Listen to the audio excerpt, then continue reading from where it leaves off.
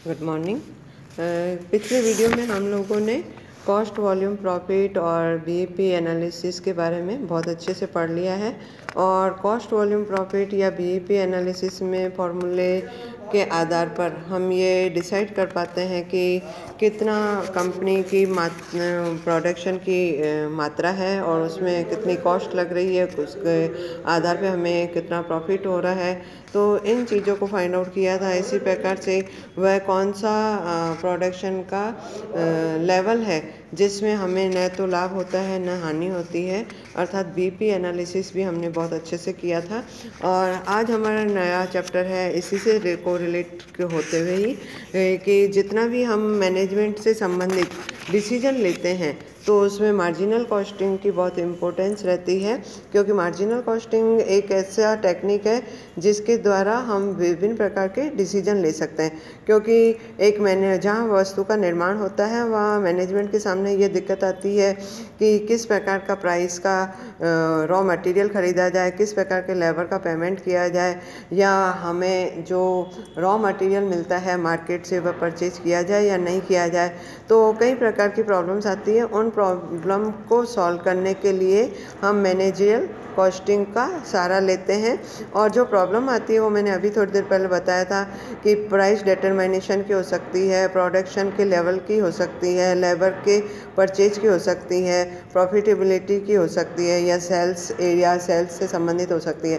तो हमें कई प्रकार के डिसीजन लेने पड़ते हैं। तो ये डिसीजन लेने के लिए हमें कॉस्ट वॉल्यूम प्रॉफिट या मार्जिनल कॉस्टिंग या बीपी एनालिसिस का सहारा लेना आवश्यक होता है।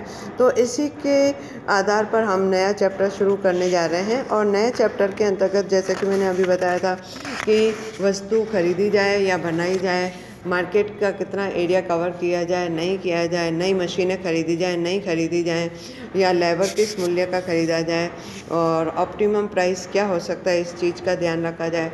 तो इस प्रकार के सारे मैनेजमेंट के अंतर्गत डिसीजन लिए जाते हैं और उसके आधार पे ही ये चैप्टर है। और मैं इसके संबंध में आपके सामने 2-3 क्वेश्चन लेके आई हूँ कि कौन सा प्राइस या किस यूनिट पर प्रोडक्शन किया जाए जिससे कि हमें सबसे ज़्यादा लाभ की प्राप्ति हो। तो ये आपके सामने क्वेश्चन है और मैं क्वेश्चन समझा भी रही हूँ। Following information are related to production and cost at different level at a company. एक कंपनी के प्रोडक्शन के संबंध में और कॉस्ट के संबंध में विभिन्न लेवल मैंने अभी बताया था कि प्रोडक्शन कितना किया जाए, 50% कैपेसिटी पे किया जाए या 100% कैपेसिटी पे किया जाए। तो आपको लेवल ऑफ एक्टिविटी दे रहा है, प्रोडक्शन की यूनिट दे रहा है, वेरिएबल कॉस्ट दे रहा है और फिक्स कॉस्ट दे रहा है। नीचे आपको कह रहा है on the production 50,000 sales price ₹20। आपको कह रहा है कि 50,000 की अगर अपन प्रोडक्शन रखते हैं तो सेल्स प्राइस ₹20 है। और यदि production increase by 10,000 additional then reduce price of ₹1 है ना। अगर आप 50,000 की जगह 60,000 करती हैं तो ₹20 की जगह ₹19 सेल्स प्राइस हो जाएगा। इसी प्रकार से 50,000 की जगह 70,000 प्रोडक्शन करती हैं तो आपका प्राइस ₹18 रह जाएगा। तो आपसे ये पूछा गया है you are determine most profitable production and sales quantity. आपको ये पूछा गया है कि अगर हम 50,000, 60,000, 1,00,000 तक प्रोडक्शन करें तो हमें कौन से लेवल पे सबसे ज़्यादा लाभ मिलेगा। तो सॉल्यूशन में आ जाइए। आपको सेल्स दे रहा है, जो दे रहा है 10 लाख, 11 लाख, 40,000, 12 लाख, 60,000। तो ये कैसा है, 50,000 अगर बेची जाती है या प्रोडक्शन किया जाता है तो ₹20, 60,000 का प्रोडक्शन होता है तो सेल्स प्राइस ₹19 हो जाएगा, ₹1 कम। 70,000 का प्रोडक्शन हो जाता है तो सेल्स प्राइस ₹18 हो जाएगी। 80,000 का प्रोडक्शन किया जाता है तो इस प्रकार से ₹1 रुपया कम करके सेल्स इन्होंने दे दी है। वेरिएबल कॉस्ट आपको कॉस्ट में दे रहा है पर यूनिट कितनी लगेगी। अगर 50,000 प्रोडक्शन है तो ₹10 है, और अगर 80,000 का प्रोडक्शन है तो ₹9.50। और इसी प्रकार से 1,00,000 प्रोडक्शन है तो ₹9, अर्थात वेरिएबल कॉस्ट भी आपकी डिक्रीज हो रही है। तो आप वेरिएबल कॉस्ट को इस प्रकार से विभिन्न इकाइयों से गुणा करके लिखेंगी तो आपका कंट्रीब्यूशन हो जाएगा। और कंट्रीब्यूशन में से आपको फिक्स कॉस्ट ज़रूर घटानी है। फिक्स कॉस्ट घटाओगी तो आपके पास प्रॉफिट आ जाएगा। वैसे भी मैंने आप लोगों को बताया प्रॉफिट निकालने का formula sales minus variable minus fix cost, तो आपका प्रॉफिट आ जाएगा। और प्रॉफिट के आधार पे देखिए तो 3,95,000 हाईएस्ट लाभ हो रहा है। वह कितने इकाइयों पे लाभ हो रहा है? 70,000 की इकाइयाँ प्रोडक्शन की जाए और 18 रुपये के हिसाब से बेची जाए। तो इस प्रकार से हम डिसीजन लेते हैं कि how to we produce unit and what is the sales price and how to we calculate profit and highest profit will be profitable for company. तो आपके 70,000 इकाइयों पे 18 रुपये के आधार पर बेचने से 3,95,000 रुपये का आपका लाभ हुआ है। तो ये हमने एक तरह से डिसीजन लिया है कि कंपनी को 70% लेवल ऑफ एक्टिविटी पे काम करना चाहिए। इसी प्रकार से मैंने एक क्वेश्चन और लिखा है आपके सामने, ये है आपके 5th नंबर।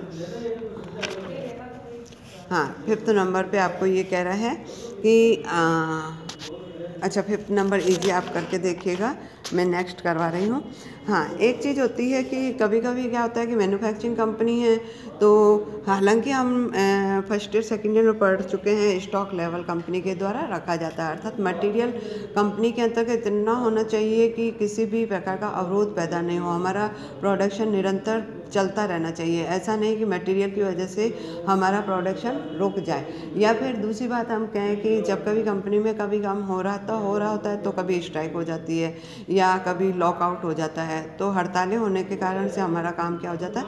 रुक जाता है। तो ऐसी स्थिति में जब कभी हमारा काम रुक जाता है तो ये बिंदु हमारे लिए सबसे ज़्यादा इम्पोर्टेंट रखते हैं। और इम्पोर्टेंट रखते हैं तो ऐसी स्थिति में हम क्या करते हैं कि अगर ये महत्वपूर्ण बिंदु हो जाते हैं तो मैं ये बताऊं कि किसी भी निर्माणी संस्था के उत्पादन में आवश्यकता के अनुसार मटेरियल भी होनी चाहिए, लेबर भी होना चाहिए, कैपेसिटी भी होनी चाहिए और टाइम भी होना चाहिए। और इनमें से किसी चीज़ की कमी हो जाती है तो ऐसी स्थिति में इसको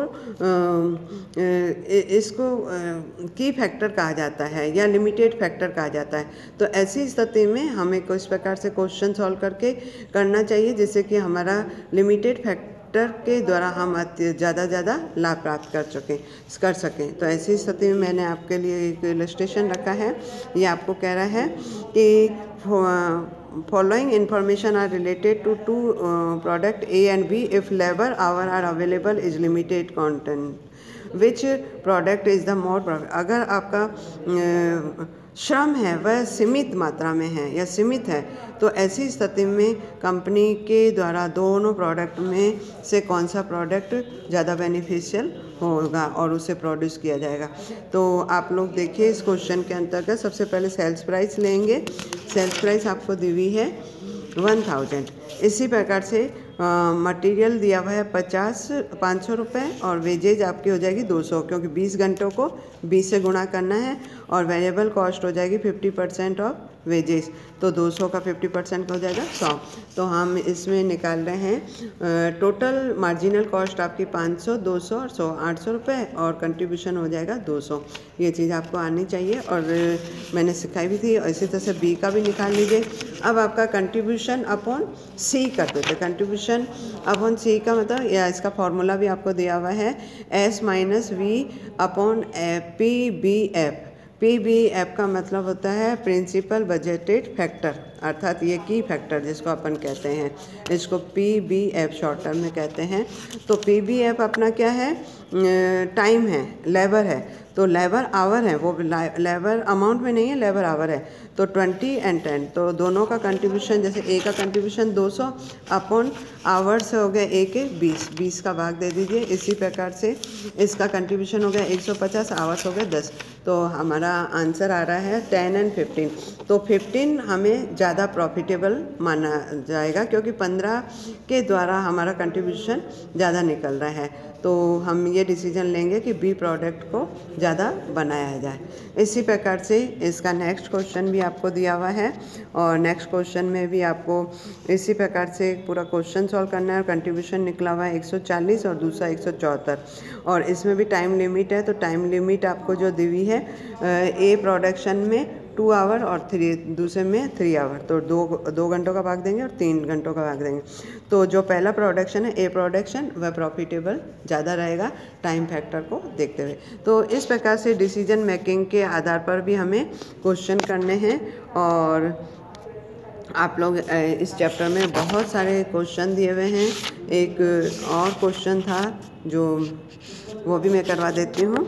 और इस प्रकार से आप क्वेश्चन करेंगे तो आपको समझ में आता जाएगा कि हम जो क्वेश्चन है उसमें से कौन सा डिसीजन लेकर के कंपनी को कह सकते हैं कि इस डिसीजन का एडॉप्ट कीजिए।